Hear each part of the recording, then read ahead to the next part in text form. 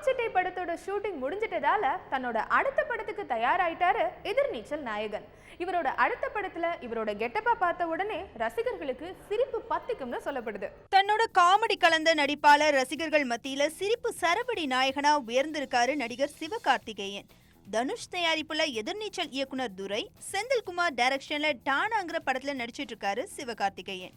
இந்த படத்தோட தலைப்பு காக்கி சட்டைன்னு மாத்தி வைக்கப்பட்டிருக்க நிலையில படத்தோட ஷூட்டிங் இப்போ முடிஞ்சிடுச்சு. இதுக்கு நடுவுல தன்னோட அடுத்த ப்ராஜெக்டுக்காக தயாராயிருக்காரு சிவகார்த்திகேயன். வருத்தப்படாத வாலிபர் சங்கம் பொன்றாம் இயக்கத்துல உருவாக இருக்கிற இந்த படத்துக்கு ரஜினி முருகன்னு பேர் வைக்கப்பட்டிருக்கிறது நமக்கெல்லாம் தெரிஞ்ச விஷயம்தான். இந்த படத்துல ரியல் எஸ்டேட் புரோக்கரா வராரா நம்ம எதிர்நீச்சல் நாயகன். வேட்டி சட்டையில கருப்பு கண்ணாடி, கையில ஜிப்பு வச்ச பையனு புரோக்கருக்கான அடையாளங்களோட சிவகார்த்தி வர கெட்டப்ப பார்த்த உடனே ரசிகர்கள் சிரிக்கிறது உறுதினு இயக்குனர் தரப்புல சொல்லப்படுது. இது போதாதுன்னு படத்துல இவரோட மல்லு கட்டுறாரு சூரி. படத்தோட ஷூட்டிங் ஆகஸ்ட் 16ஆம் தேதி ஆரம்பிக்க போகுது. ஆனா இன்னமும் படத்தோட ஹீரோயின் முடிவாகலையாம்.